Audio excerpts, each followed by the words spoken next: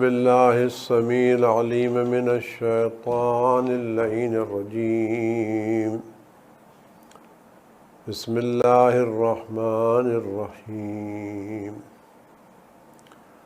الحمد لله رب العالمين بارئ الخلائق أجمعين باعث الأنبياء والمرسلين والصلاة والسلام والتحية والإكرام على البشير النذير السراج المنير الطهر الطاهر الدر الفاخر العلم الظاهر المنصور المؤيد الرسول المسدد سيدنا ونبينا بالقاسم محمد وعلى آله الطيبين الطاهرين المعصومين المظلومين الذين أذهب الله عنهم الرجس وطهرهم تطهيرا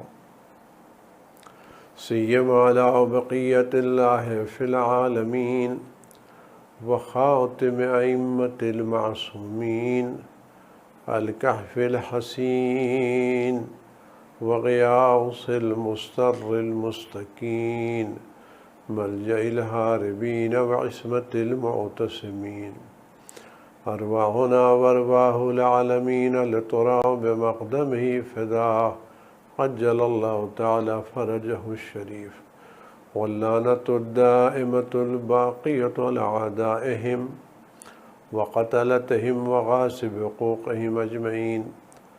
أما بعد فقد قال الله الحكيم في كتابه الكريم أعوذ بالله السميع العليم من الشيطان اللعين الرجيم وقضى ربك ألا تعبدوا إلا إياه وبالوالدين إحسانا. صلوات بھیجے بار محمد وعلیہ.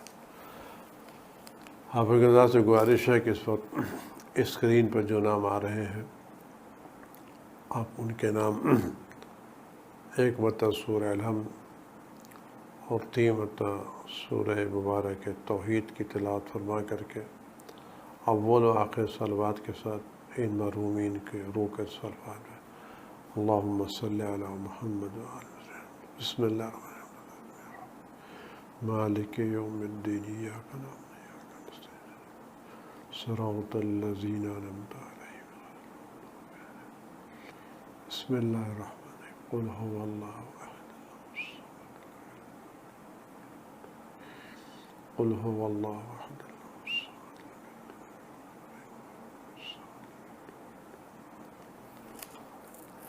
صلوات بھیجے بر محمد و آل وسلم. عزیزان گرامی، دنیا میں بہت سی نعمتیں ہیں جن کی واقعی قدر اور احساس ان کے دنیا سے چلے جانے کے بعد ہوتا ہے. زندگی میں ان کی قدر ہوتی ہے، ایسا نہیں کہ زندگی میں ان کی قدر نہیں ہوتی، ان کی عزت ان کا احترام نہیں ہوتا، لیکن ان کی قدر کی حیثیت منزلت اس نعمت کے چلے جانے کے بعد ہوتی ہے. اور اس وقت احساس ہوتا ہے کتنی بڑی نعمت تھی جو ہمارے ہاتھوں سے چلی گئی اور ہم کس بڑی عظیم نعمت سے محروم ہو گئے. ان عظیم نعمتوں میں ایک عظیم ترین نعمت والدین ہے، اور والدین میں خاص کر والدہ. یہ واقعاً اللہ کی ایک نعمت ہے.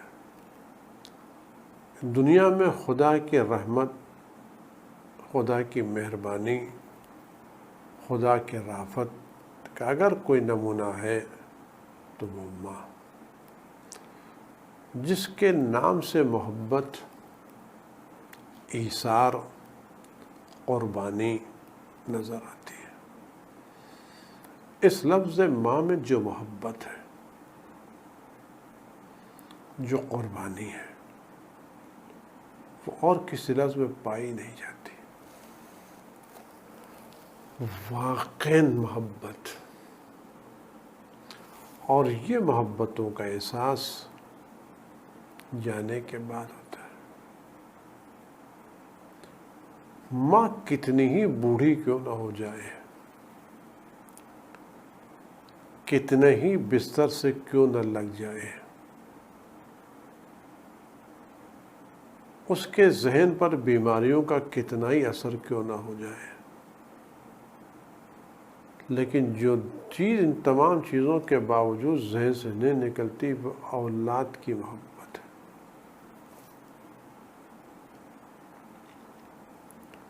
وہ سارے غم بھول جاتی ہے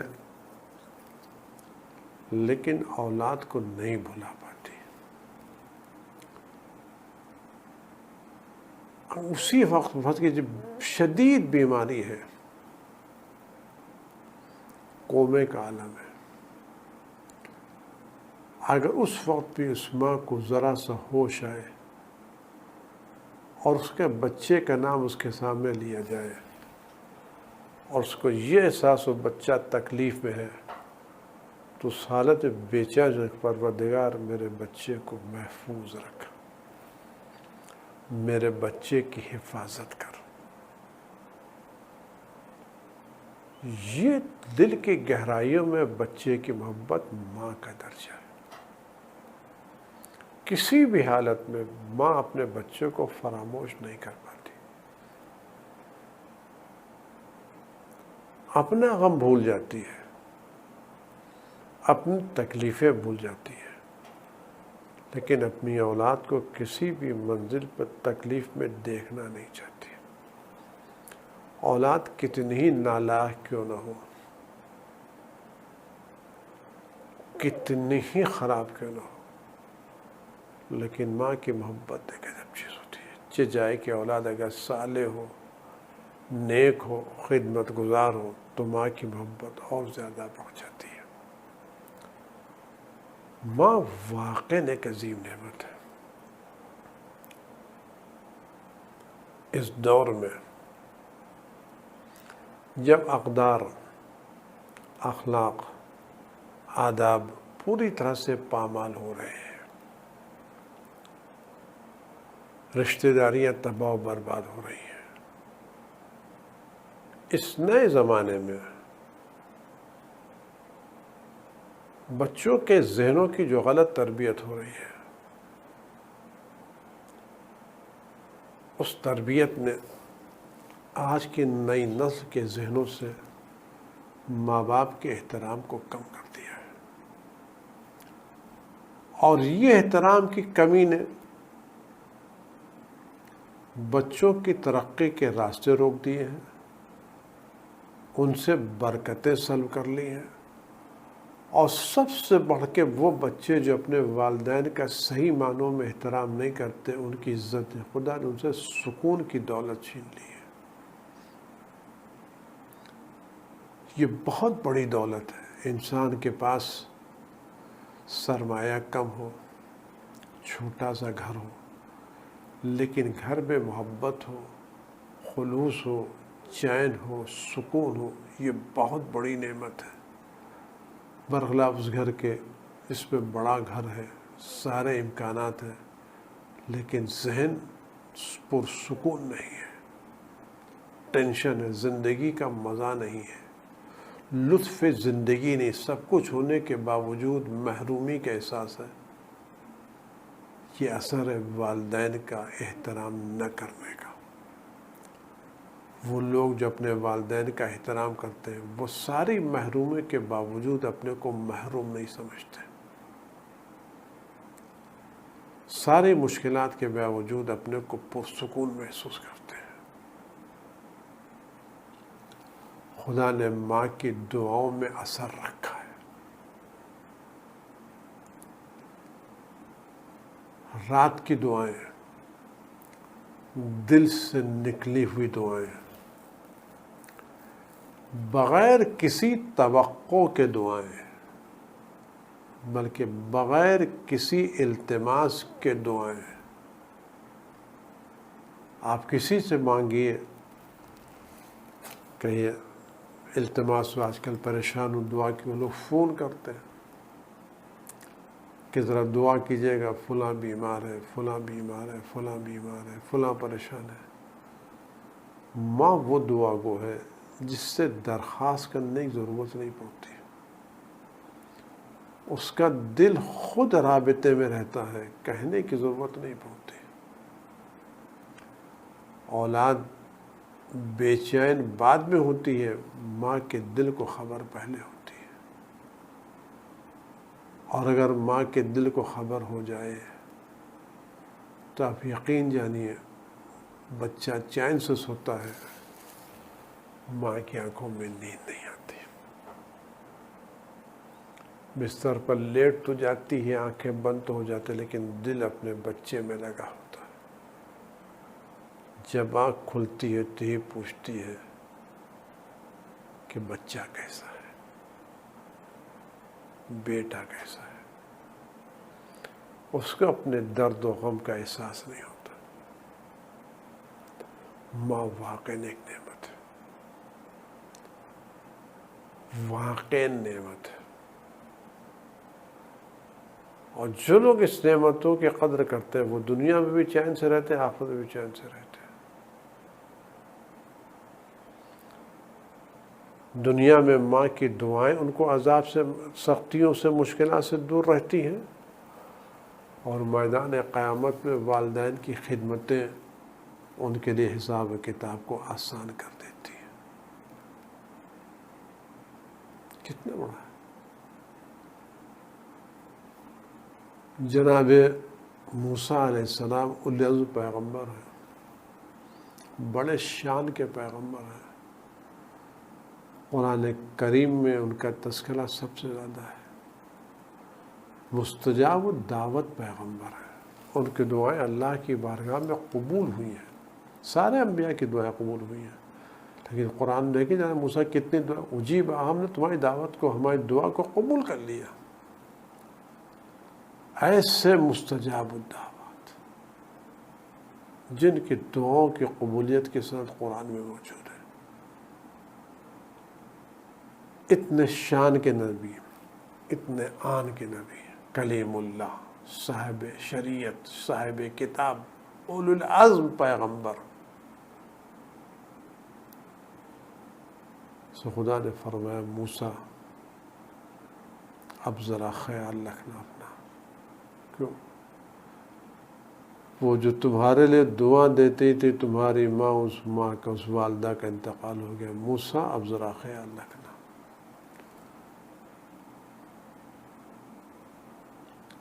ماں کی خدمتوں کا درجہ بہت بلند ہے۔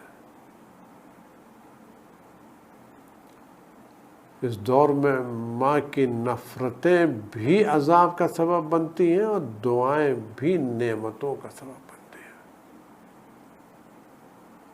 میں آج کے دور میں اپنے عزیز نوجوانوں سے ہوں گا، دیکھو اس دنیا کی چمک دمک میں، اس سوشل میڈیا میں، ان حالات میں، ان تعلیمات میں، ان ماحول میں کبھی بھی اپنے والدین کو، خاص کر والدہ کو اذیت مت دینا، توہین مت کرنا، نظر انداز مت کرنا۔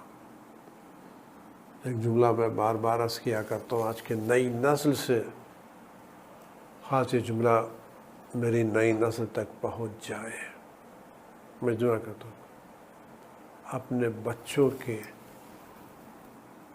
والدہ کے تعلق سے اپنی والدہ سے غافل مت ہونا، اپنے بچوں کی والدہ کی خاطر اپنی والدہ سے غافل مت ہونا، اپنے بچوں کی والدہ کی خوشنودی کی خاطر اپنی والدہ کو ناراض مت کرنا، خیال رکھنا۔ جناب موسیٰ اولو العزم پیغمبر ہیں، اور بڑے شان کے پیغمبر ہیں، عظیم الشان پیغمبر ہیں۔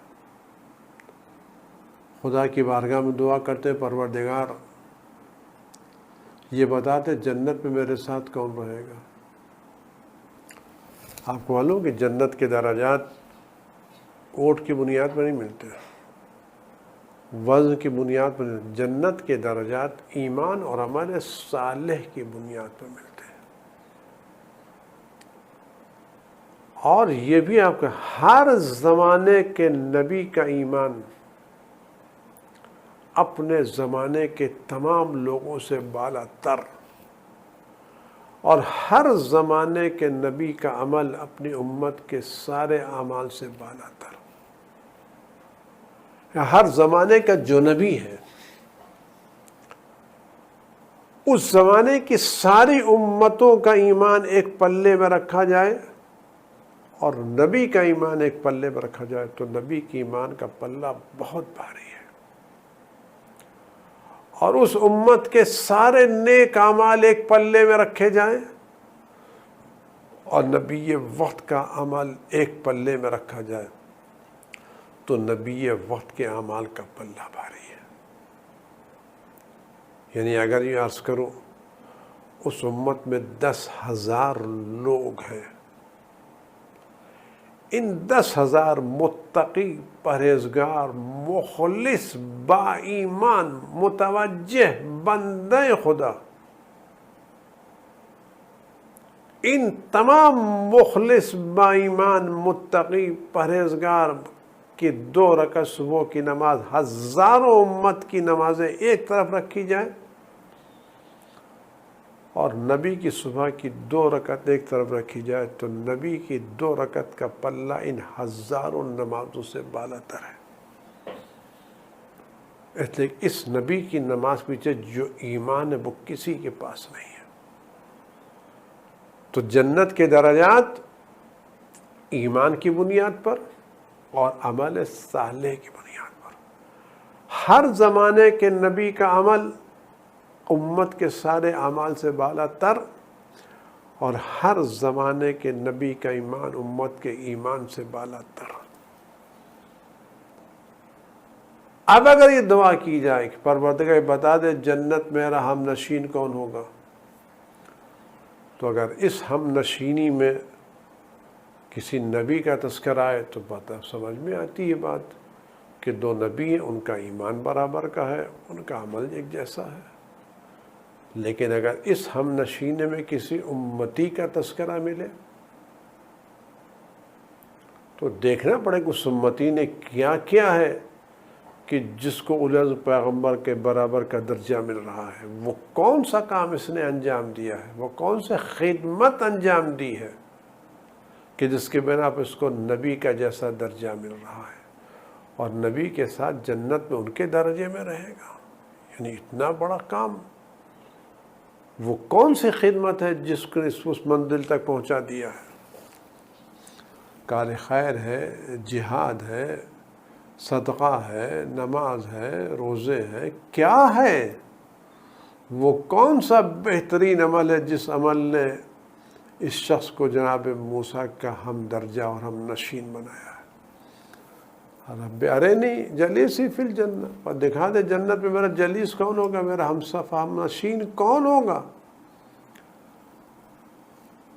تو خدا نے یہ نہیں فرمایا موسیٰ بیٹھو میں بھیجتا ہوں اس آدمی کو جو تمہارے ساتھ جنت میں ہوگا، کہ موسیٰ تم خود جاؤ اس سے ملاقات کرو، تمہیں پتہ چلنا ہے کہ جنت بات، جاؤ اس کے ساتھ جاؤ ملاقات کرو، دیکھو کون ہے، کہ کون ہے، کہ فلاں دیہات میں ایک قصاب تمہارے ساتھ جنت کے درجے میں رہے گا۔ ہم اور آپ ہوتے تو چونک جاتے ہیں،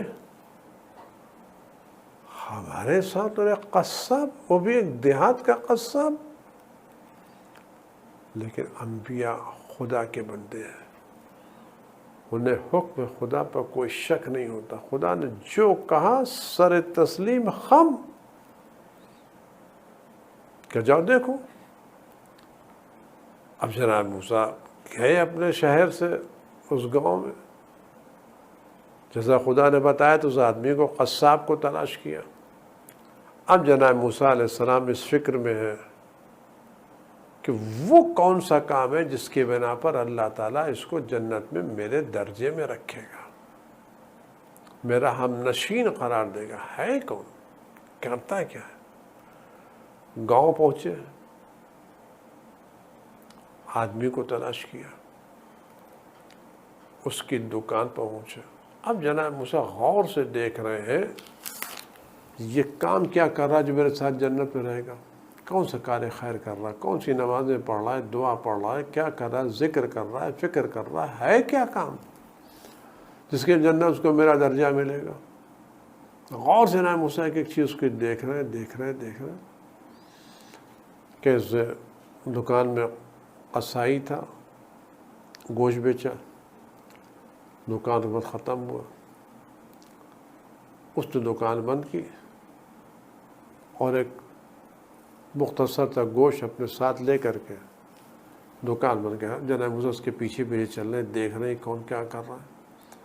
اس زنانہ نے کوئی مسائخانے تو ہوتے نہیں تھے، اس کو سلام کیا، حالات پوچھے کہ میں آیا ہوں اور میں شہر میں غریب ہوں، اجنبی ہوں، کیا تم مجھے مہمان کرو کہ میں تمہارے ساتھ رہوں؟ بادر تھا کہ بسم اللہ. مجھے نہیں جانتا جناب موسیٰ کہ کوئی آدمی آیا ہوگا، باہر سے کوئی آیا مسافر ہے، کیونکہ انبیاء علیہ السلام کی زندگی میں سادگی بہت تھی. ایسے ہی ایسے بہت لوگ پہچان کر نہیں بتائیں، نہیں پہچانتا ہے موسیٰ کو، بالکل سادے کام آدمی کے ساتھ. اولیاء الہی کے مزاج میں ہمیشہ سادگی رہی ہے. وہ لوگوں کے ذہنوں میں اپنی دنیاوی تمتراغ سے اثر نہیں پیدا کرتے تھے، وہ اپنے کردار سے، اپنی باتوں سے، اپنی تبلیغ سے اثر پیدا کرتے تھے. کہ بسم اللہ، آپ میرے مہمان بنے، سعادت ہے، گھر میں مہمان کا برکت ہے، بسم اللہ تشریف لائیں، میرے ساتھ رہیں. اس نے جناب موسیٰ علیہ السلام کو ایک کمرے میں بٹھا دیا، چھوٹا سا گھر تھا. انہوں نے جو بھی پذیرائی کہ بسم اللہ تشریف رکھے، میں آتا ہوں. اب وہ گھر میں گیا، اس نے جناب جو گوشت لے کے آیا تھا، جو قصہ بیان کیا تھا، اس گوشت کو دھویا اور دھونے کے بعد ایک پتیلی میں اس کو چڑھایا پکانے کے لیے. ادھر ایک گوشت پک رہا ہے، ادھر وہ جناب موسیٰ کو دیکھ رہا ہے بیٹھے، ایک دوسرے کمرے میں گیا. یار موسیٰ غور سے اس کی ایک ایک حرکت کو دیکھ رہے، وہ کون سی چیز جو جنت میں اس کو میرے ساتھ قرار دے گی. اس نے گوشت دھویا، آگ جلائی، پتیلی پہ چڑھایا، ایک کمرے میں گیا، وہاں سے گٹری اٹھا کے لایا. اس نے اس گٹری کو کھولا ذرا، اس میں ایک بڑھیا نکلی، ضعیفہ نکلی. اس نے اس کے ہاتھ منہ دھلائے، بالوں میں کنگھی کی، عزت کی، احترام کیا.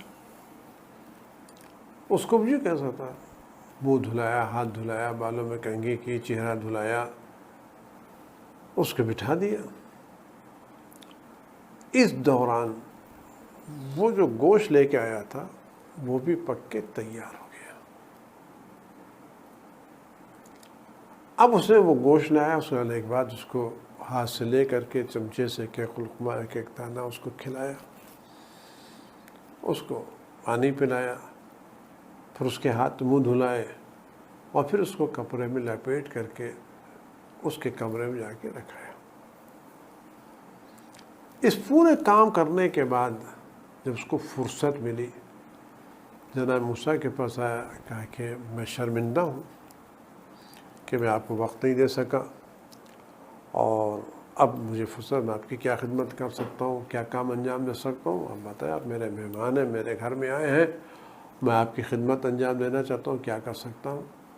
تو جناب موسیٰ علیہ السلام فرمائے کہ تم اس پوری داستان بتاؤ، یہ ہے کیا، یہ قصہ کیا ہے. میں تمہارے جب دیکھ رہا ہوں دکان سے، کہا کہ یہ ضعیفہ میری والدہ ہے، اور میں ان کا اکیلا بیٹا ہوں، میرے علاوہ کوئی دوسرا ہے نہیں، میرے پاس اتنے امکانات نہیں ہیں کہ ان کی خدمت کے لیے کسی کو رکھ سکوں، دکان نہ جاؤں تو خرچہ کہاں سے چلاؤں، تو دکان جانا بھی ضروری ہے، خرچہ چلانا بھی ضروری ہے، والدہ کی خدمت، تو میں روزانہ کھانا کھلا کر کے ناشتہ کرا کر کے دکان پر چلا جاتا ہوں، جب تک وقت ہوتا ہے دکان پہ تجارت کرتا ہوں، اور شام ہوتے ہوتے ایسے آپ نے دیکھا ہے دکان بند کر لیتا ہوں، گوشت لا کر کے اس کو پکاتا ہوں، اور پکانے کے بعد میں یہاں آتا ہوں، وہ پھر آپ نے دیکھا کہ میرا دوسرا تو کوئی ہے نہیں کہ میں کوئی خدمت گزاری کر سکوں، کوئی نوکر رکھ سکوں، کوئی چاکر رکھ سکوں، میں اکیلا ہوں، انہوں نے میرے ساتھ خدمت کی، میری والدہ، میں ان کو چھوڑ نہیں سکتا، میں ان کی خدمت کر رہا ہوں، تو میں آتا ہوں، ان کا ہاتھ منہ دھلاتا ہوں، یہ کرتا ہوں وہ کرتا ہوں، کھانا کھلاتا ہوں، اس کا پھر ان کو اسی طرح سے کپڑے میں رکھ دیتا ہوں تاکہ وہ آرام سے کل یہ بتاؤ، یہ ساری باتیں تو میں نے سنی اور تمہیں دیکھا جو تم کر رہے ہو، لیکن چونکہ جس والدہ تمہاری تھیں بہت ضعیفہ ہو چکی تھیں اور آواز سن رہی تھی، جب تم انہیں کھانا کھلا چکے، پانی پلا چکے، اور پھر دوسرے وقت ان کو تم کپڑے میں لپیٹ کر کے ان کے بستر پہ لے جا رہے تھے، سونا لے آ رہے تھے، تو میں نے دیکھا اس وقت ان کے لب ہل رہے تھے، کچھ ہونٹ ہل رہے تھے، کچھ الفاظ سے جو نکل رہے تھے، میں نہیں سمجھتا وہ کیا کہتے رہی تھی، آئے وہ دوا مانگ رہی تھی، پانی مانگ رہی تھی، تمہارا شکر ادا کر رہی تھی، کیا کہہ رہی تھی میں نہیں سمجھ سکا، وہ آواز میرے کانوں تک نہیں، آواز اتنی ضعیف تھی کہ میرے کانوں تک نہیں آ سکی کیا تھی، کا شخص جب میں ان کو اس طرح سے کھانا کھلا کر کے، پانی پلا کر کے، منہ ہاتھ دھلا کر کے، کنگھی کر کے، سب کچھ کرنے کے بعد ان کو بستر پر لٹانے لے جاتا ہوں، تو مجھے اپنی ضعیفی کے باوجود روزانہ دعا دیتی ہے۔ پوچھا کیا دعا دیتی ہے تم کو؟ وہ تم کو کیا دعا دیتی مجھے یہ بتا دو۔ کا یہ شخص جب میں ان کو کھانا کھلا کے لٹانے جاتا ہوں تو دعا میرے لال خدا تجھے جنت میں نبی موسیٰ کی جگہ عطا کرے، میرے لال خدا تمہیں جنت میں نبی موسیٰ کی جگہ عطا کر، ان کے گھر میں جگہ دے، کہ میری ماں ہر روز میرے کھانے کے بعد مجھے دعا دیتی میرے لال خدا تمہیں نبی موسیٰ کی جگہ عطا کرے، ان کا ہم نشین قرار دے، ان کا ساتھی قرار دے۔ جناب موسیٰ صلی اللہ علیہ وسلم کی آواز دی، اے شخص میں موسیٰ میں تجھ سے ملنے ہوں، تیری ماں کی دعا قبول ہے، میری ماں کی، تیری ماں کی دعا قبول، تیری والدہ کی دعا قبول ہے۔ آپ غور کریں، ایک ماں نے ایک آدمی کو کس درجے، ایک ماں کی دعا نے آدمی کو کس درجے تک پہنچا دیا۔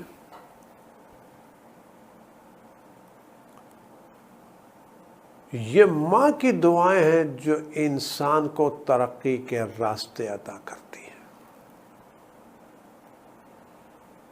ماں کا احترام، ماں کی خدمت، ماں کے دل کا سکون فراہم کرنا۔ آپ کبھی زندگی میں ایسا کوئی کام نہ کریں جس سے آپ کے ماں کے دل کو تکلیف پہنچے، آپ کی والدہ کے دل کو تکلیف، کوئی ایسا کام نہ کریں جس کی بنا پر آپ کی والدہ کی آنکھوں سے آنسو نکلے۔ اگر خدا نخواستہ ایسا کوئی کام ہو گیا، جانے میں، انجانے میں، جہالت میں، غصے میں، جوانی میں، کسی بنا پر صحیح ہو گیا، تو فوراً ماں کے پاس جا کر کے معافی مانگے، اماں میں خطا کار ہوں، میں گناہ گار ہوں، مجھ سے غلطی ہو گئی۔ فارمیلٹی پورا کرنے کے لیے نہیں، دکھاوے کی خاطر، دل سے شرمندگی، میں نے واقعاً ماں کے ساتھ اچھا نہیں کیا، میں نے ماں کا دل دکھایا، میں ان کی آنکھوں میں آنسو کا سبب بنا. نہیں، مجھے یہ کام نہیں کرنا چاہیے تھا، میری غلطی تھی. یا میری غلطی نہیں بھی تھی، ماں نے مجھے بلا وجہ ڈانٹا، بلا وجہ میری سرزنش کی. لیکن کبھی ہم بھی تو سوچیں کہ ایک دفعہ ماں کا بلا وجہ ڈانٹنا ہمارے دل پر اثر انداز ہو جائے، ہمیں برا لگ جائے. ہم نے بچپنے میں ماں کو کتنی بڑا ستایا ہے، کتنی اذیتیں دی ہیں، کتنی ان کی رات کی نیندیں حرام کی ہیں. اور آج ہم جس منزل پر پہنچے ماں کی دعا کے بغیر پہنچے ہیں. نہیں، اگر خدا نخواستہ کسی جوان سے ایسی بات ہو جائے تو فوراً بھاگ جائیں، بغیر کسی عذر کے. یہ نہیں کہیں کہ آپ نے بلا وجہ ڈانٹا. نہیں، کچھ نہیں، کوئی عذر نہیں، کوئی ایکسپلینیشن نہیں، کوئی ایکسکیوز نہیں، کچھ نہیں کہ مجھ سے غلطی ہوئی، میں شرمندہ ہوں، میں واقعی شرمندہ ہوں، مجھ پر شیطان سوار تھا، میں غلبے میں آ گیا تھا، دیوانہ ہو گیا تھا، متوجہ نہیں تھا، غصہ تھا، غلطی کی میں نے، اشتباہ کیا میں نے، مجھے یہ کام نہیں کرنا چاہیے تھا، میں شرمندہ ہوں، برائے کرم مجھے معاف کر دے. اور اگر غم زیادہ ہو اور ماں کے دل کو زیادہ تکلیف پہنچی ہو اور ماں تیار نہ ہو معاف کرنے کے لیے تو گھبرائے نہیں، اس کے گود میں اپنا سر رکھ دے، اس کے سینے سے لگ جائے، جس سینے سے لگا کہ اس نے آپ کو بڑا کیا ہے، جس سینے نے اس نے آپ کو رزق عطا کیا ہے. آپ اسی آغوش پہ سر رکھ دیں جس نے لوریاں دے کے آپ کو بڑا کیا ہے، جس آغوش میں آپ نے نہ معلوم کتنی نیندیں لی ہیں، کتنے آرام کیے ہیں، جس کلیجے نے آپ کو نہ معلوم کتنا سکون عطا کہ جب آپ بچپنے میں گر جاتے تھے، چوٹ لگ جاتی تھی تو کہیں سکون نہیں ملتا تھا، ماں اپنے سینے سے لگاتی تھی، سارا درد دور ہو جاتا تھا، ساری تکلیف دور ہو جاتی تھی. چین نہیں ملتا تھا، ماں اپنی گود میں دونوں زانوں پھیلا کے بیٹھ جاتی تھی اور اپنے زانوں پر سر رکھ کے زانوں کو گہوارہ بنا کر کے دھیرے دھیرے جنبش دے کر کے آپ کو سلاتی تھی اور آپ کو نیند آ جاتی تھی. اسی آغوش میں سر رکھ دے، اسی سینے سے لگ جائے، ماں میں شرمندہ ہوں، مجھے معاف کر دے. آپ یقین جانے تھوڑی دیر کے بعد اتنی محبت آپ کی ماں کو آئے گی کہ آپ سوچ نہیں سکتے. آنکھوں میں آنسو آئیں گے، ماں کی محبت جوش میں آئے گی اور آپ کو معاف کر دے گی. لیکن یہ بھی یاد رکھیں، کوشش کریں پھر 2 مرتبہ اذیت نہ پہنچانے پائے. اس دور میں اس نعمت کی قدر کریں، اس دور میں اس نعمت کو سمجھیں، یہ واقعی بڑی نعمت ہے. میں زیادہ زحمت نہیں دینا چاہتا آن لائن کے طور سے. میرے جوانوں، میرے عزیزوں، ان ضعیف لوگوں کی قدر کرو. اب رات کے سناٹے میں اٹھ کے کوئی دعا دینے والا نہیں ہے، بے لوز دعا دینے والا، بغیر کسی توقع کے دعا دینے والا ماں کے علاوہ کوئی اور نہیں ہے. ایک بڑی نعمت ہے،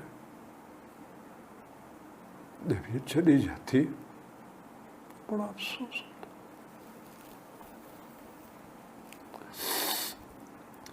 بیماری کے باوجود، تکلیفوں کے باوجود، جب ماں اپنے بچے کے سروں پر ہاتھ پھیرتی ہے تو کتنی بلائیں دور ہو جاتی، دعاؤں سے کتنی تکلیفیں دور ہو جاتی۔ بڑی نعمت ہے، بڑی واقع نعمت ہے۔ ایسے دعا دینے والا راتوں کو اٹھ کر کے زیر آسمان بالوں کو کھول کر کے ہاتھوں کو پھیلا کے دعا دینے والا کون ہے؟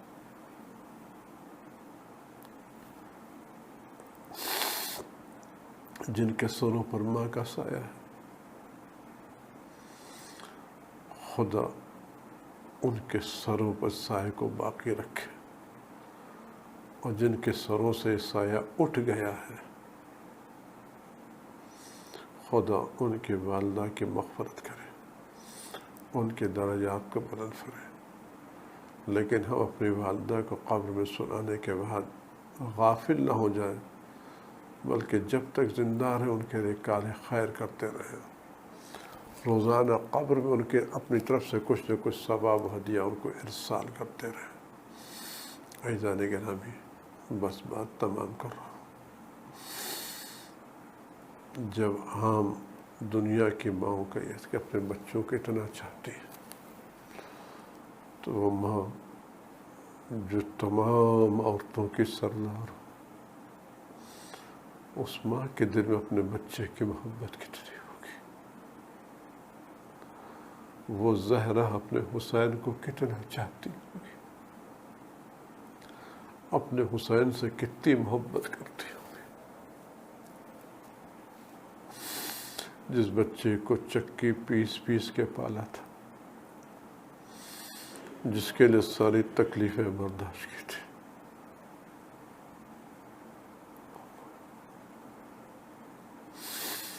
زہرا نے کیسی کیسی مصیبتیں جھیل کے حسین کو پالا، خود بھوکے بچے کو، بلکہ اتنا خیال تھا اپنے بچوں کا۔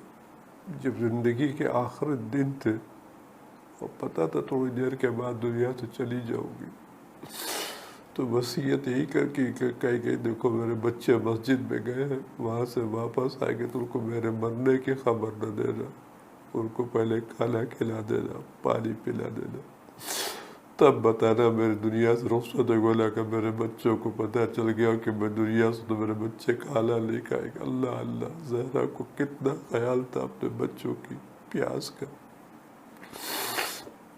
جناب زہرا سلام اللہ کتنا حسین کو چاہتی تھی۔ یہی وجہ ہے کہ جب حسین آخری وقت میں جناب زہرا سے ملنے کے لیے آئے تو تلبے پر سر رکھا، رخسار کو تلبے سے ملا، آوازیں ابا حسین آیا ہے، ابا حسین آیا ہے۔ اس درد کی آواز تھی کہ بندے کپڑ ٹوٹے۔ زہرا نے اپنے بچے کو کلیجے سے لگایا۔ اور زیادہ گرامی بچن فقر آپ اور سن لے جناب با کے تعلق سے کہ ماں نے کس منزل سے یہ منظر دیکھا ہوگا، کیسے منظر دیکھا ہوگا۔ میں نے لوگوں سے سنا ہے کہ کربلا میں جناب زہرا موجود تھے۔ میں نے کئی لوگوں سے سنا ہے جناب زینب نے آواز دی حسین سے کہ بھیا رات کے سناٹے میں کسی ماں کے رونے کی آواز آتی ہے، بڑی دردناک آواز ہے، بڑی دل سوز آواز ہے، کس کی آواز ہے دل بیٹھا جاتا۔ امام حسین نے فرمایا زینب یہ ماں کی آواز ہے جو مجھے رونے کے لیے آئی۔ اور یہ بھی میں نے سنا جب شمر امام حسین کے گلے پر خنجر چلا رہا تھا تو جناب زہرا اپنے سر ہاتھوں کو سرف رکھ کے کہتے تھے ولدی ولدی میرے لال تم کو پہچانا نہیں، لوگوں نے تم کو پہچانا، کہ اتنی دردناک آواز تھی کہ جس سے میرا خنجر رک رک کے چل رہا تھا، شبر کا خنجر چلتا رہا، زہرا ولدی ولدی ولدی کہتی رہی۔ نہ معلوم کتنا درد ہوگا زہرا کی نگاہوں میں، بجائے کہ جہاں شام غریبہ میں۔ راوی کہتا ہے کہ میں نے دیکھا کہ کچھ عماریاں آسمان سے نازل ہوئی، ان عماریوں کے درمیان ایک خاتون ہے، ایک معظمہ ہے جن کو چاروں طرف سے عورتیں گھیری ہوئی، لیکن اٹھتی ہے گرتی ہے، اٹھتی ہے گرتی، اٹھتی گرتی۔ عجب درد ہے، ولدی ولدی کی آواز، میرے لال میرے لال میرے لال۔ میں نے پوچھا یہ کون ہے؟ کسی نے بتایا جناب زہرا ہے، جنت سے اپنے حسین کا غم منانے کے لیے آئی۔ وسيعلم الذين ظلموا أي منقلب ينقلبون وسلام۔ پروردگار بحق الزہراء وأبيها وبعلها وبنيها والسر المستعد في أن تصلي على فاطمة وأبيها وبعلها وبنيها والسر المستعد فيها بعدد ما أحاط بعلمك۔ پروردگار امام کے ظہور میں تعجیل فرما، حرافت والا سما امام کے ساتھ رنج و غم عالم کو وجود مقدس سے دور فرما، اس بلا کو تمام دنیا سے، خاص کر شیعان اہل بیت، دوزدار اہل بیت سے دور فرما۔ جو لوگ اس بلا میں گرفتار ہیں ان کو شفاء کامل عاجل عنایت فرما، بقیہ جو لوگ ہمیشہ کو محفوظ فرما، ہم سب کو امام زمانہ کے مخلص غلاموں میں، خدمت گزاروں میں شمار فرما۔ وہ نام جو اسکرین پر آ رہے ہیں اب ان کے نام سورہ فاتحہ ارسال فرما۔